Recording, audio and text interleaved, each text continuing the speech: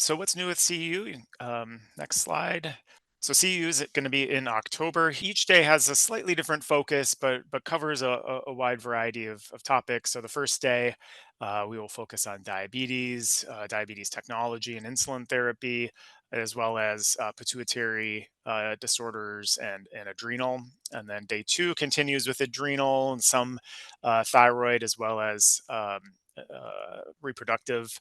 Um, Health. And what we're really excited about this year is the highly awaited and very frequently used ATA, thyroid nodule and thyroid cancer guidelines. So we'll be taking a deeper dive into those with some really terrific experts who've been involved in those guidelines.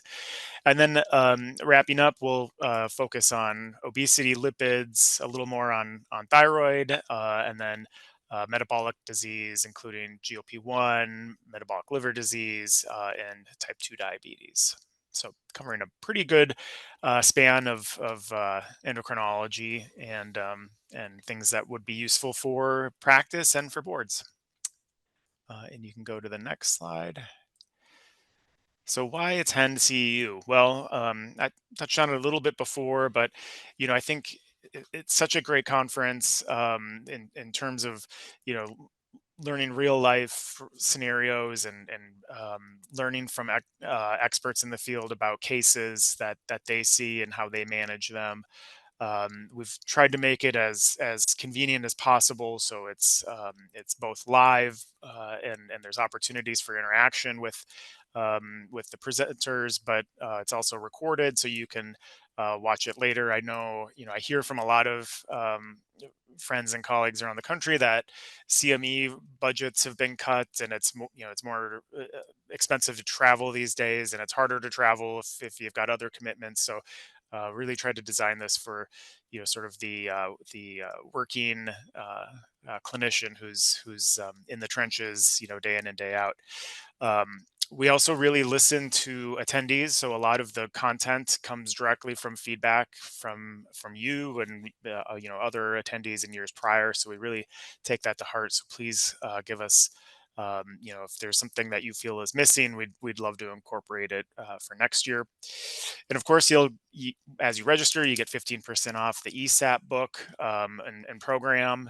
And again, we're going to cover the ATA guidelines. So I think that's another big highlight this year. I know for myself, that'll be something I'm eagerly awaiting to hear. So yeah, lots of reasons to join us. So pre-CEU, register for the event, and then before the event, a couple days, just make sure that you log into the platform, make sure that you have no issues there, and that's where you'll create your schedule.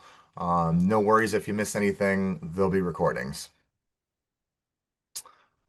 And then, so you're going to want to claim the credit in the Center for Learning, education.endocrine.org by end of 2025. And that's for the live event and the recordings. And just like EBR, the recordings will be available 72 hours after the event concludes in the platform, and then they'll get moved to the Center for Learning after the end of the year.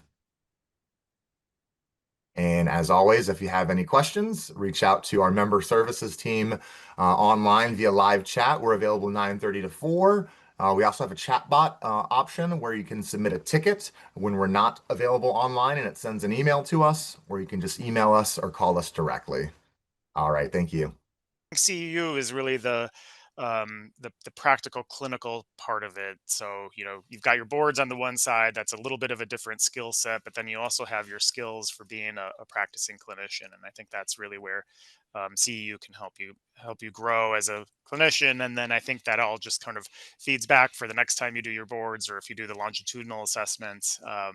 They kind of complement each other that way.